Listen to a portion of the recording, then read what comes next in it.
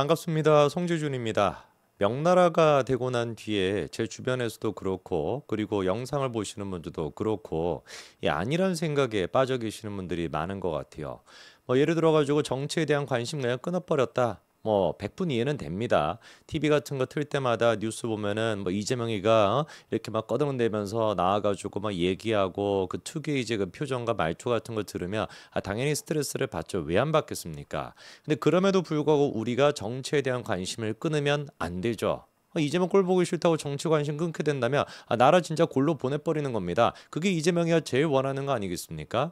그리고 또 아니란 두 번째 생각은 뭐냐면 의외로 이재명이가 대통령이 됐는데 크게 그런 거 없는 것 같은데 실제로 지금 방송하시는 분들 중에도 그런 얘기 하시는 분들이 있어서 제가 깜짝 놀랐습니다. 보수 우파라고 얘기하는 유튜버 중에서도 이재명 됐는데 이거 큰 문제 없는 것 같은데 괜찮은 것 같은데 이재명한테 안 쑤셔지려고 안 찍히려고 그런 얘기를 하는지는 모르겠습니다만 말도 안 되는 소리죠. 얼마나 이재명이라고 하는 인간이 무서운 인간이고 그리고 민주당이라고 하는 것들이 얼마나 집요하고 무서운 인간들인데 그렇게 아니란 생각에 빠져 있습니까?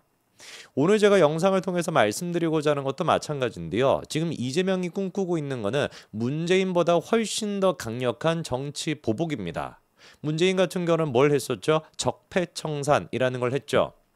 그게 국정과제 1호였습니다.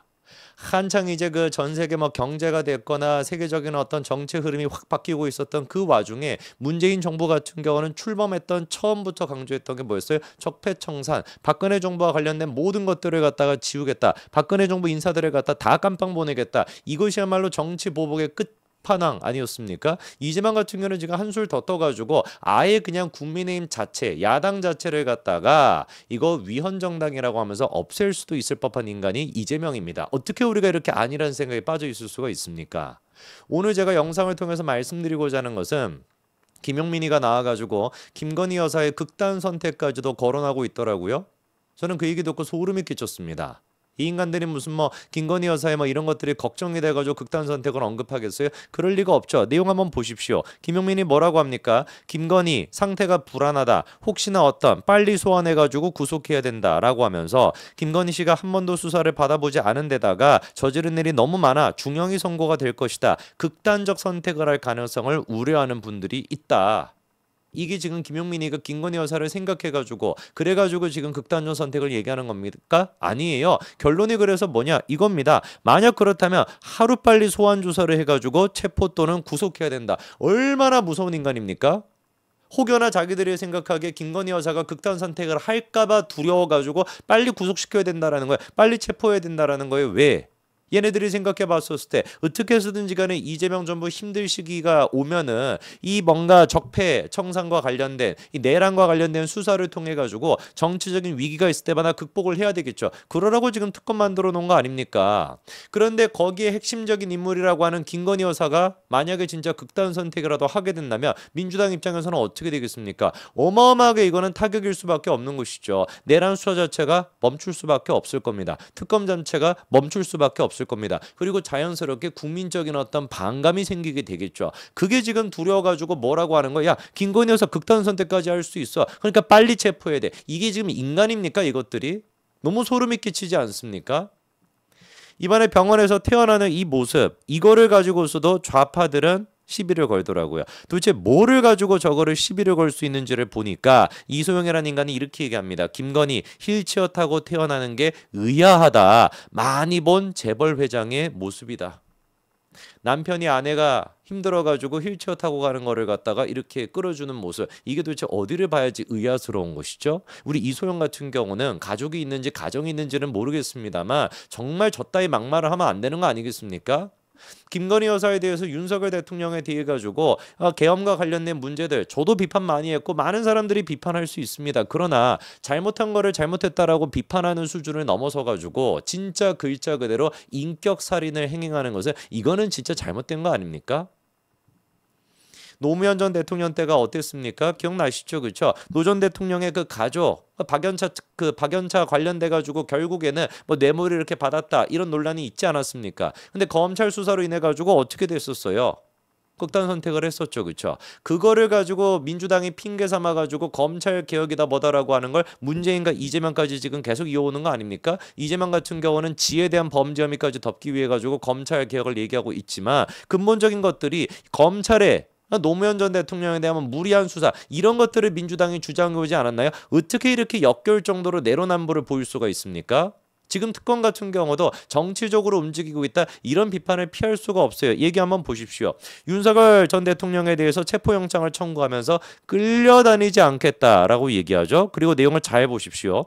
특검이 수사를 개시한 6월 18일 이후인 19일에도 출석에 불응하면서 이유 소환에도 응하지 않을 의사를 명확하게 밝혔기 때문에 23일 사건을 인계받은 특검이 사건의 연속성을 고려해가지고 체포영장을 청구하게 됐다는데 얼핏 들었을 때는 맞는 얘기처럼 들리지만 자세히 들어보면 개소리입니다. 방금 얘가 했던 얘기가 뭐였습니까? 원래 이게 경찰에서 수사를 했었잖아요. 18일과 19일 이틀 동안에는 경찰 소속이었기 때문에 이 사건이 그때 당시에 윤석열 대통령이 출석을 안 했다. 자, 그러면은 검찰로 넘어간 게 언제입니까? 23일이거든요. 근데 23일에 추가적으로 검찰 측에서 윤석열 전 대통령한테 출석하세요라고 요구한 게 아니라 그냥 연속성을 보고서 18일, 19일도 안 갔으니 23일 이후에도 안 오겠거니 라고 생각하고 체포영장을 갖다가 청구했다니까요.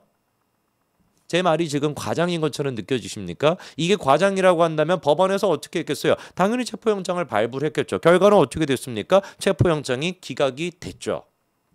이게 박근혜 전 대통령 당시에 적폐청산이라고 하는 이름으로 검찰이 해왔던 수많은 그것들 아니었습니까? 똑같이 지금 반복이 되고 있는 거예요. 어떤 분들이 이렇게 질문하실 수도 있어요. 이상하다. 이재명이 분명히 정치보복 안 한다라고 했는데 맞죠? 그런데 잘 타임라인을 보십시오. 2025년도 1월까지만 하더라도 정치보복 절대 해서는 안 돼. 단어조차 없어져야 된다라고 했었던 양반이 5월달이 딱 되니까 뭐라고 합니까? 초보적 정의는 포기해서는 안 돼라고 하는 조건이 붙어요. 뭔가 좀 뉘앙스가 바뀌죠. 그렇죠? 그리고 딱 하루가 지나니까 아예 그냥 뭐라고 합니까? 정치보복은 없는 죄를 만드는 것이 정치보복이다. 정치인이라고 봐줘서는 안 된다라고 얘기하면서 이렇게 얘기하죠. 정치보복이라고 하는 거 없는 죄를 만들거나 없는 죄를 찾겠다라고 특정해서 24시간 내내 쫓아다니는 것인데 계엄 같은 경우는 정치보복이 아니야. 이게 내로남불 아닙니까? 지에 대한 수사는 뭐라는 거예요? 정치보복이라는 거예요. 지에 대한 수사는 없는 죄를 만들어냈다라는 겁니다. 그러면서 계엄 같은 경우는 전부 다 이거는 있는 죄이고 이거에 대해서는 당연히 정당이 수사를 해야 되니까 이거는 정치보복이 아니다. 이것이야말로 대한민국의 진보 좌파라고 하는 것들의 역겨운 위선성과 내로남불 아니겠습니까? 법원으로 인해 가지고 이재명의 죄는 유죄가 사실상 확정이 되어 있습니다. 뭐가 도대체 없는 죄를 있는 죄로 만들어냈다라는 것이며 24시간 내내 쫓아다녔다라는 거예요. 죄가 24시간 내내 쫓아다녀도 부족할 많은 이게 시간이 없을 만큼 많은데 누구를 탓하는 겁니까? 아무리 우리가 정치적으로 생각이 다르다라고 할지라도 이거는 잘못된 거 아닌가요? 죄 있는 양반이 법원에 의해 가지고 죄까지 확인이 되는데 그 죄를 없는 죄라고 주장을 하면서 정치개혁이라고 얘기하고 그거를 사법개혁이라고 얘기하고 검찰개혁이라고 얘기하면 이거 미친 나라 아닙니까? 이건 뭐하러 일반 국민들이 법을 지키는 것이며 뭐하러 지금도 수만 명의 사람들이 형사소송법으로 인해 가지고 그렇게 처벌을 받는 겁니까?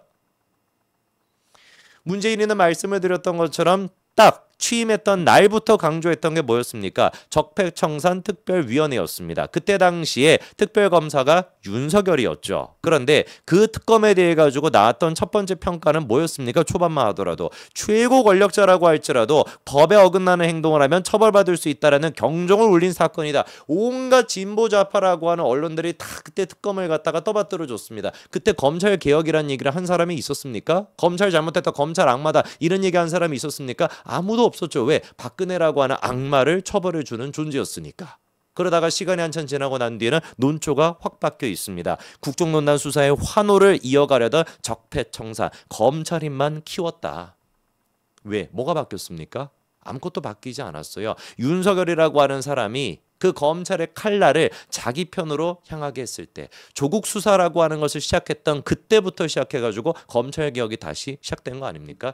이성이 있고 상식이 있는 사람이라고 한다면 이재명과 문재인에 대해서 정확하게 인식할 수 있어야 됩니다. 이들의 검찰개혁은 내로남불밖에 없는 거예요. 박근혜를 수사할 때는 검찰은 정의롭고 검찰개혁 필요가 없고 조국을 수사할 때 같은 경우는 검찰은 쓰레기고 검찰은 악마고 검찰 개혁을 해야 되는 것이고, 이재명을 수사할 때도 마찬가지로 검찰은 악마고 검찰 개혁을 해야 된다. 법원에 의해 가지고 대법원까지 사실상 법원이 확정적으로 유죄를 인정해 줬음에도 불구하고 이제는 대법원 자체도 무력화시키겠다 이러고 검찰 개혁을 외치고 있지 않습니까? 어떻게 이런 것들한테, 이런 범죄자 집단한테 나라를 맡길 수가 있습니까?